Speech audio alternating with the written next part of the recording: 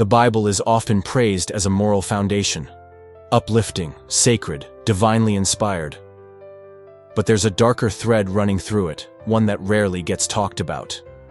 And when it does, people get uncomfortable. So let's talk about it. Let's talk about how the Bible treats women. If you grew up in church, you probably heard that the Bible honors women, that it empowers them. But have you ever actually read what it says?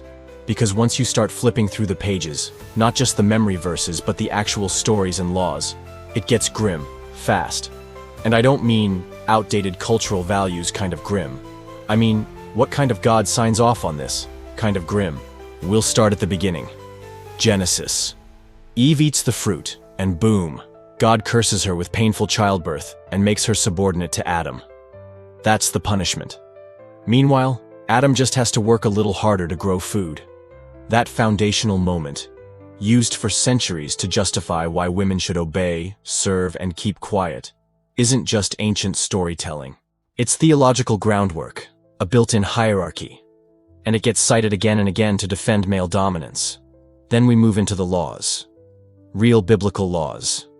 Not metaphor, not parable. Actual rules people were commanded to follow.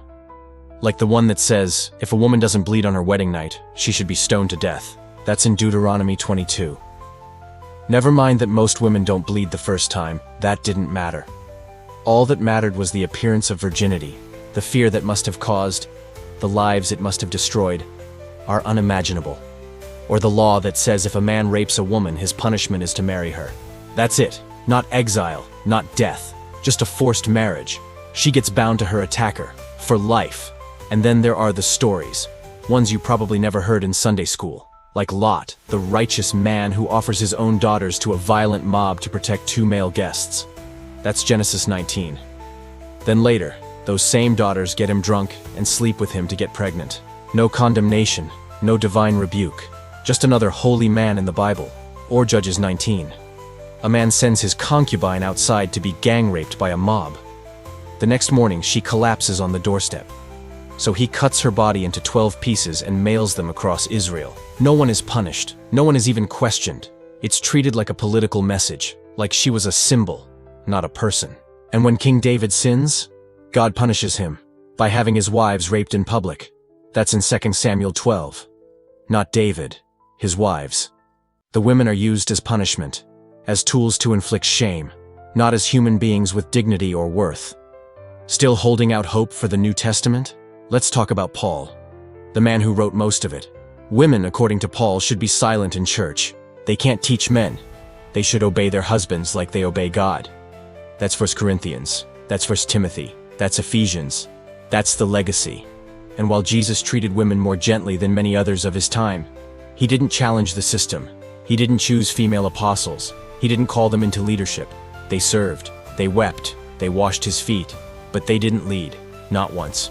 This all sounds disturbingly familiar, doesn't it? Women being blamed for male desire, being told to cover up so men don't stumble, being painted as temptresses, deceivers, liabilities. Ecclesiastes 7:28 says, "Among 1,000 men I found one upright, but not one upright woman." That's not spiritual insight. That's something you'd expect to find in a Reddit incel rant. And that's the problem. These ideas didn't stay in the past. They survived. They were preached, reinforced, passed down. They shaped laws, shaped cultures, shaped expectations. They still do. And we're supposed to keep treating this book as the moral compass of humanity? So let's ask the real question. If these ideas weren't wrapped in sacred language, would you defend them? If the Bible was just another ancient manuscript written by tribal men in a patriarchal world, would you still call it holy? Would you still give it to children? Still let it shape your ethics? Because maybe it's time we stop pretending that everything in the Bible is good just because it's old. Maybe it's time we call harm what it is. Maybe it's time we stop excusing cruelty just because it's canon. Thanks for watching. See you next time.